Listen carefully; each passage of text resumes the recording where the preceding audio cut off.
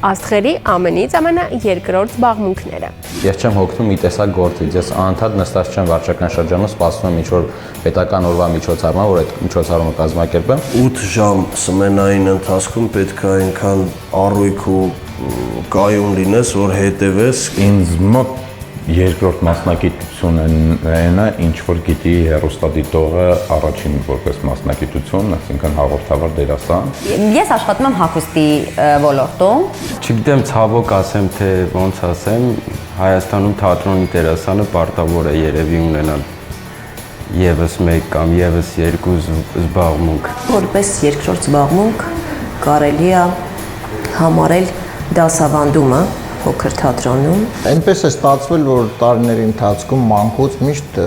մի գործով չեմ եզրափակվում, ինչ որ մի բան միշտ անում էի, անպայման պետք է կողքից մի բան անեի։ Ես հիմնականում